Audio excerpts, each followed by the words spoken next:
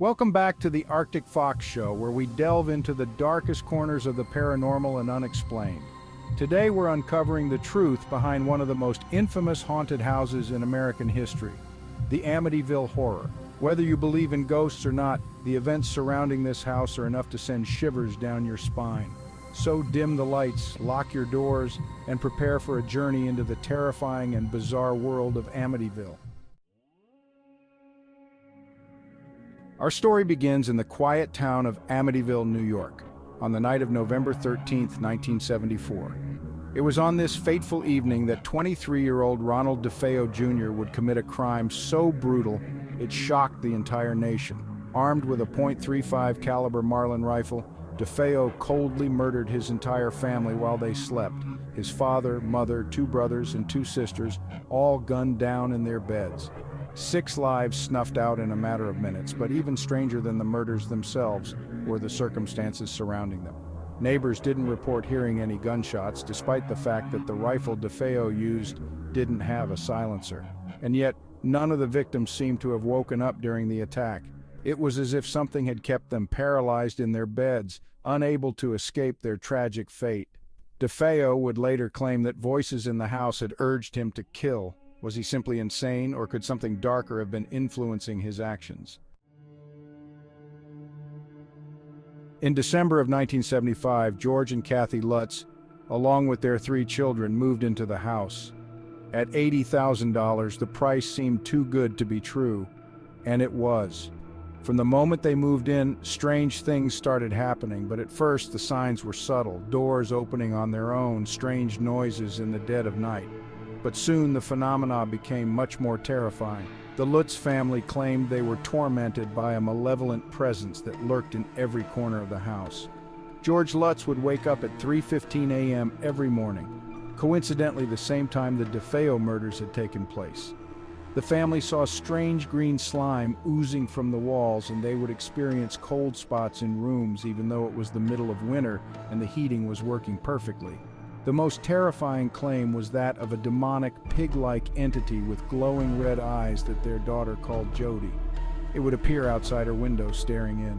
The tension inside the house grew unbearable. George began to change, becoming angry, erratic, almost as if he were possessed by the house itself. His personality shifted drastically, and he became obsessed with the house's eerie energy. But the most horrifying night came when the family finally fled the house, leaving everything behind. They would later claim they were driven out by a dark force so powerful it threatened their very lives. This is where famed paranormal investigators Ed and Lorraine Warren come into the picture. The Warrens were no strangers to the supernatural, and their investigation of the Amityville house remains one of their most high-profile cases. During their visit, Lorraine, a clairvoyant, claimed she sensed an overwhelming evil in the home, a force so malevolent it left her physically ill. Ed Warren even described the house as being infested with demons. During one of their sessions, they captured a chilling photograph, an image of what appears to be a ghostly child peering from behind a door. No children were present at the time of the photo. Could this be the spirit of one of the murdered DeFeo children, or was it something far darker? The Warrens firmly believed the house was cursed, but not everyone was convinced. While the Lutz family and the Warrens stood by their claims, many skeptics argue that the entire ordeal was a hoax, a story exaggerated for fame and fortune. Over the years, the Amityville Horror has been the subject of intense debate.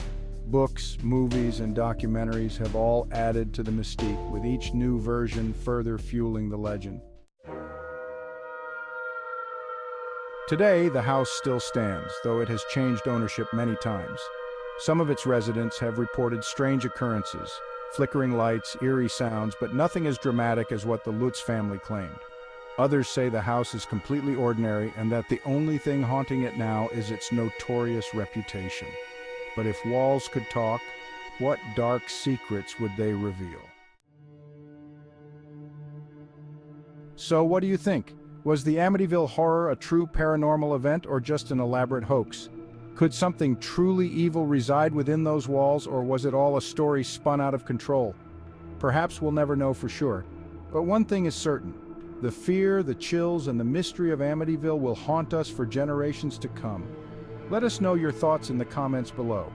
And if you enjoyed this deep dive into one of the most infamous hauntings in history, be sure to like, subscribe, and hit that notification bell for more content that will keep you up at night.